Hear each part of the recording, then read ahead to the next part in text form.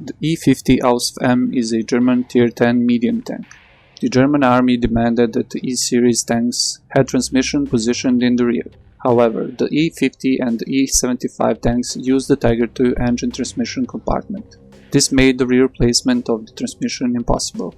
The E50 Ausf M was a redesign of the E50 project with the transmission placed in the rear. The E50 Ausf M marks the end of the German medium line. Let's see how it fares in some gameplay.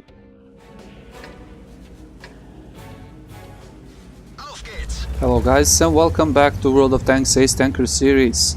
As you can see, today I will be driving the E50M and I'm platooned with Mr. Zorke in his Object 140.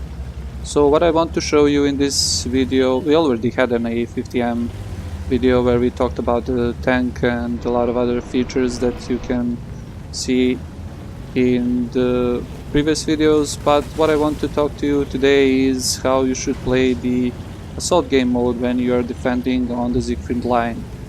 So you can see we had a pretty nice matchup here, a lot of tier 10s and a lot of tier 9s. That's standard when you're playing your tier 10s, but immediately from the start of the game you can see that we took a really nice position here. That's the B6, and we are starting to pump shots into enemy tanks. So usually when you are trying to contest this position, you have to be careful on the enemy team, what they are driving, what tanks do they have, and you always want to get the first spot here from this ridge line to know where the enemy tanks are going.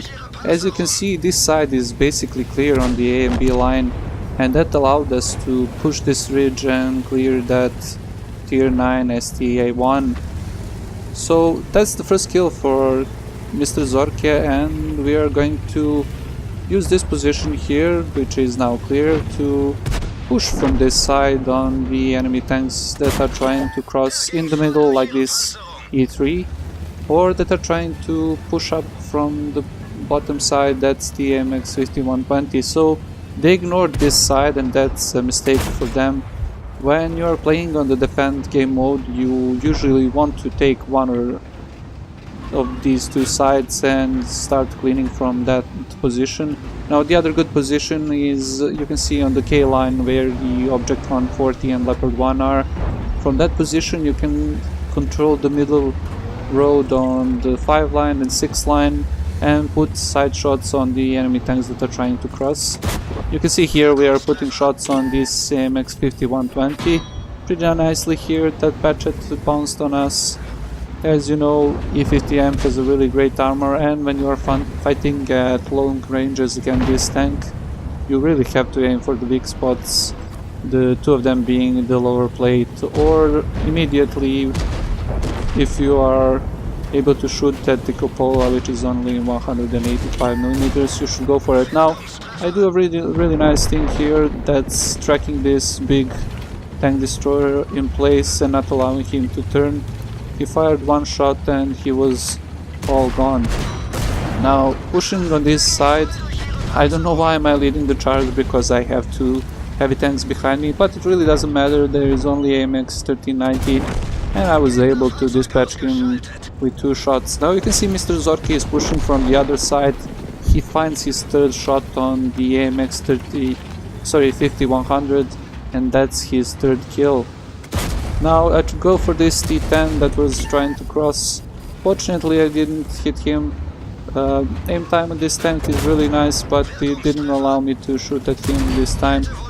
Also, armor is really nice. If the enemies are trying to snapshot you like this, WZ tried to snapshot me, they will miss and they will not do damage. Either hit the upper plate or tracks, as happened 2 times in this engagement with the E5. So this game is going pretty well for us. I am putting some nice shots through here, through these columns. If you don't know about this position, check it out now. 2 nice shots on the side of the E5. Really, when he's showing his sides, that frontal armor that he has really doesn't mean anything. Now, pretty nice accuracy on the E50M allowed me to kill that Object 140, and as you can see, the tactics that we were using here worked out pretty nice for us. We were able to push from one side and clean on the enemy tanks that are trying to go forward. Really don't know how this didn't go through the armor on the E5, but it really doesn't matter. So I'm on 4 kills, Mr. Zorki is on 3 kills.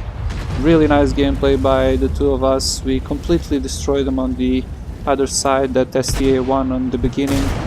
And now we are taking our time to kill this E100. I tried to ram him here, but I really wasn't able to do any damage to him. It probably did more to me. So all that's left to do here is find the bad chat and finish this game, which is pretty quick. But I hope it showed you guys what you should do on these kind of maps. So the position that we took on the beginning, that was the B6. You have to be really careful. If they have a lot of tank destroyers, they like to camp on A3, A2, and they can shoot you there. Also, if they have a lot of artillery, the artillery wants to shoot that position as well. So you will come under heavy barrage when you are trying to contest that position. Now, I'm sure that this bad chat has gone somewhere and hidden, and the enemy team is saying A1, so I'm going to try and fight him and put a couple of shots in him. I'm loading HE, hoping that I will penetrate the bad chat and do more damage with each shell. So the accuracy on E50M 0.3, but really when the bad chat destroys your gunner, at the moment when you're trying to shoot, really doesn't help you. So another shot going for the bad chat. This time I hit, but not enough to penetrate his cupola, and I decided, screw it, let's just put APCR 270mm of penetration. It should be enough to go through the armor of this bad chat pretty easily.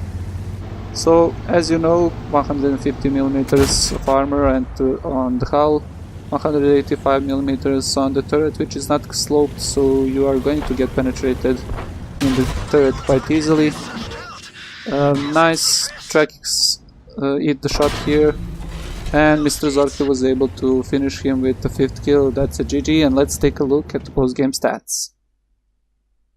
So I had a really nice gameplay here with the 50 Ausf. I got a couple of medals like Bruiser, Fighter, Fire for Effect, Shellproof, Brothers in Arms for more than 3 kills by the team, Confederate medal, Steel Wall medal, and of course the Mastery Badge Ace Tanker.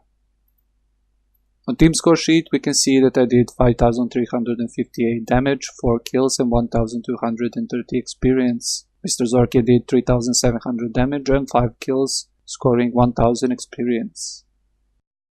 On detailed report you can see that I fired 26 shots, of which 20 hit the target and 15 penetrated. I was also able to block 2300 damage, and I had a small profit of 3000 credits. I hope this video helps you guys in your future gameplay on this map, and I'll see you in the next one. Thank you all for watching. If you didn't like the video, drop a dislike or leave a comment how I can improve the channel. And if you liked the video, hit the like button, share and subscribe for more content, as it really helps me out a lot. And also don't forget to follow me on Facebook, Twitter and Google Plus to get the new content first, every Monday, Wednesday and Friday. And if you're wondering what to watch next, hit the little I button in the top right corner and it will lead you to another video. See you guys next time.